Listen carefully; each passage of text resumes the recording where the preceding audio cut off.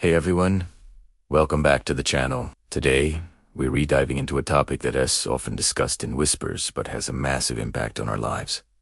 Mental strength. What if I told you that one of the most powerful ways to build it isn't found in a gym or a book, but in a simple act of self-restraint? Let's talk about why quitting hand practice, or what some call retaining your seed, can be a game changer for your mind. Mental strength isn't about being loud, aggressive, or always winning. True mental strength is quiet. It's the silent control you have over your impulses, your emotions, and your reactions. It's the ability to stay calm when everything around you is chaotic. It's the inner fortitude that allows you to face challenges without crumbling. Think of it like a deeply rooted tree. The storm can rage, the winds can howl, but it remains standing, firm and unshaken.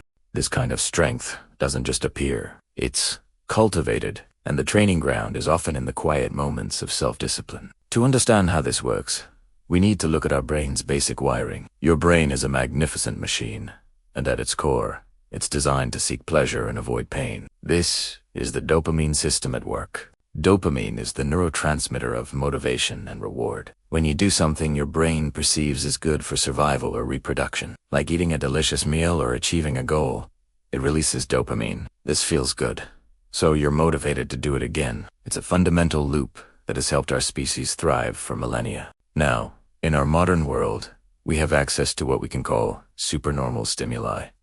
These are things that provide an unnaturally high and easy dose of pleasure. Junk food, endless social media scrolling, and yes, compulsive hand practice, all fall into this category. They hijack your brain's reward system. When you constantly flood your brain with easy high-intensity dopamine hits, something interesting happens.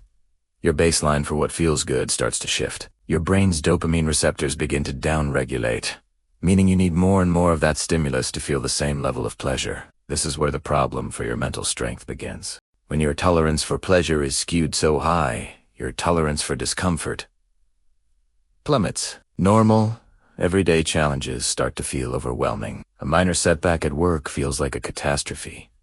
A difficult conversation feels unbearable. You become more irritable, more anxious, and your ability to handle stress significantly decreases. Why?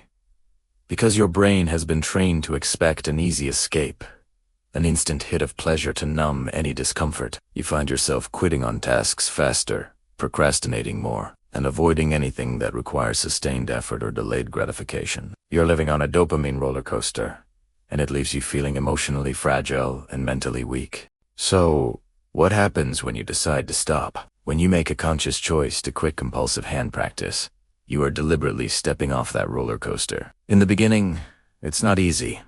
You're going to feel it. You'll experience boredom like you haven't in a long time. You'll feel a sense of tension, restlessness, and maybe even a low-grade anxiety. This is withdrawal.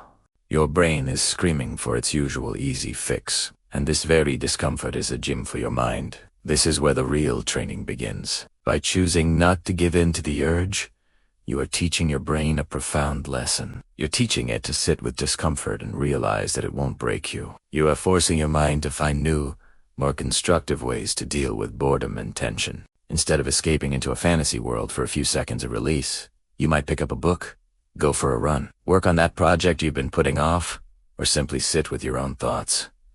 You're building new neural pathways. You are literally rewiring your brain for resilience. As you continue on this path, you'll notice significant changes. Your brain starts to resensitize its dopamine receptors. The simple things in life start to feel good again. The sunrise,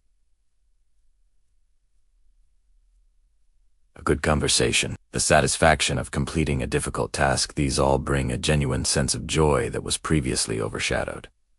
Your emotional landscape begins to stabilize. The highs aren't so manic, and the lows aren't so devastating. You become less reactive. When something frustrating happens, your first impulse isn't to explode in anger or retreat into escapism. Instead, there's a pause. A space opens up between the stimulus and your response.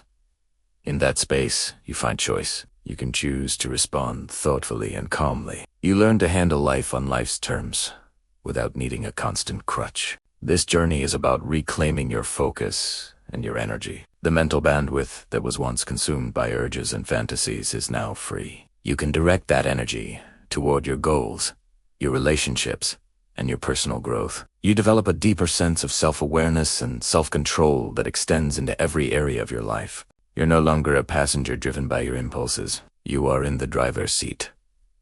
Remember, mental toughness isn't born in the lap of luxury or the comfort of ease. It is forged in the fire of restraint. It's trained in the quiet, daily decisions to choose the harder path, the path of discipline over indulgence. It's about learning to be the master of your own mind, not its servant. If you're looking for a way to build unshakable inner strength, this might just be the most powerful challenge you can undertake. Thanks for watching, and I'll see you in the next one.